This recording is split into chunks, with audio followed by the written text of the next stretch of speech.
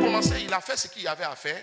Mais il y avait des prophéties, il y avait une prophétie qui pendait sur sa vie. Parce que Dieu l'avait choisi quelque part pour qu'il soit roi en Israël. Mais comment est-ce que tout va se déclencher?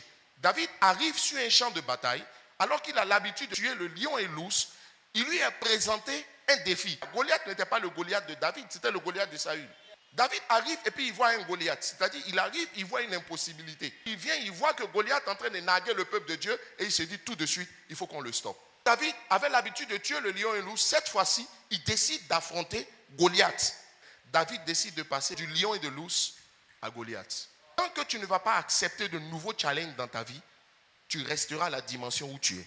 Chers amis, si vous n'êtes pas satisfait de la vie que vous avez, si votre vie semble monotone, ça veut dire que vous refusez d'accepter de nouveaux défis que Dieu met devant vous. Mais le problème de ces défis, c'est que ces défis-là sont effrayants. Le problème de ces défis, c'est que ce sont des situations qui vous font hésiter ou calculer avant de vous engager. Tout le monde était effrayé devant Goliath. David dit, je ne me laisse pas effrayer, j'affronte ce monsieur-là. Tant que vous ne sortirez pas de cette zone de confort, c'est quoi sortir de sa zone de confort? C'est se confronter à des choses avec lesquelles naturellement vous n'êtes pas à l'aise. La clé de ton futur se trouve dans les choses avec lesquelles tu n'es pas à l'aise, que tu n'aimes pas faire naturellement, mais qui sont pourtant la réponse de Dieu à ce que tu changes de dimension, à ce que tu changes d'envergure. Celui qui grimpe à l'arbre le plus haut aura les meilleurs fruits. Josué et Caleb. Caleb est venu, il dit, donne-moi cette montagne. Lui, ce qu'il a réclamé, c'est une montagne. Or, la montagne effraie les autres, parce que la montagne est un obstacle sur le chemin. La montagne, dans la parole de Dieu, est le symbole de quelque chose qui vient de se mettre sur ton chemin pour t'empêcher d'aller plus loin. Pendant que les gens prient pour que la montagne quitte, lui dit, il veut la montagne. Vous savez, il y a un bonheur indescriptible, doublé d'un soulagement intense qui vous envahit lorsque vous découvrez que vous êtes capable de faire quelque chose que vous n'avez jamais pensé que vous auriez été capable de faire. Ce sont les hommes de défi qui cherchent des géants. Ce sont les hommes de défi qui réclament la montagne. Ce que Dieu fait là, c'est ce que l'homme ne peut pas faire.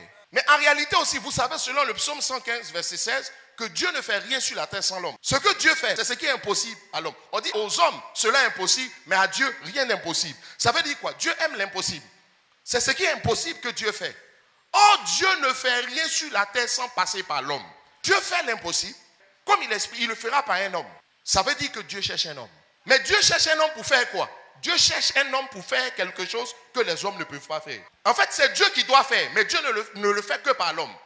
Donc Dieu cherche un homme avec qui il va faire ce que l'homme naturel ne peut pas faire.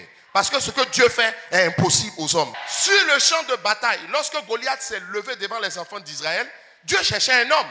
Parce que Dieu devait vaincre Goliath. Ce n'est pas l'armée d'Israël qui devait abattre Goliath, mais c'est Dieu qui devait abattre Goliath parce que Goliath était une impossibilité pour les enfants d'Israël. Mais le problème, c'est que Dieu ne fait rien sur la terre sans l'homme. David avait compris cela. Quand il est arrivé sur le champ de bataille, il était un peu outré, offusqué de voir que Dieu est en train de chercher un homme, vous avez peur.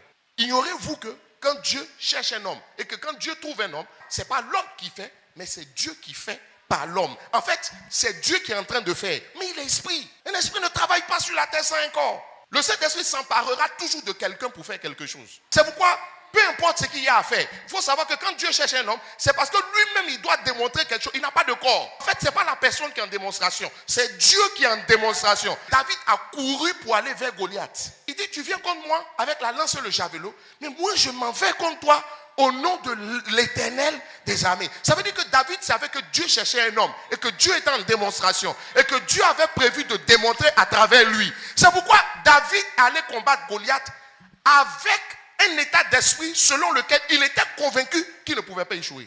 David allait affronter Goliath en étant sûr qu'il allait le vaincre.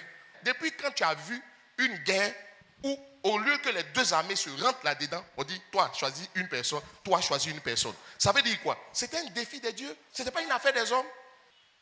Est-ce que souvent, quand tu pries, tu peux te lever pour dire, Seigneur, si tu cherches un homme, si tu cherches une femme, me voici, envoie-moi.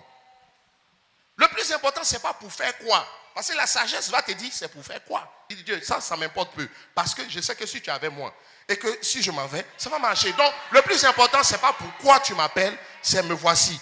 Envoie-moi. Le problème de beaucoup, c'est qu'ils ont envie de répondre à l'appel quand Dieu va finir de dire de quel appel il s'agit. Dès l'instant où tu es ce genre de personne, Dieu lui-même, il sait qu'il ne peut rien faire à toi. On dit il y a quelque chose à faire. Tu ne demandes même pas qu'est-ce qu'il y a à faire. Tu dis me voici.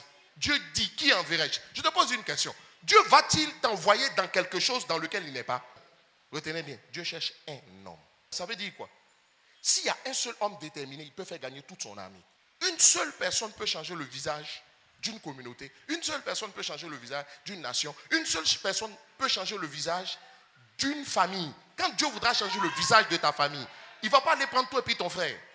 Quand Dieu a voulu changer le visage d'une nation, il n'a pas allé chercher des hommes. C'est un homme qui se lève et puis les autres le suivent. Dieu cherche un homme.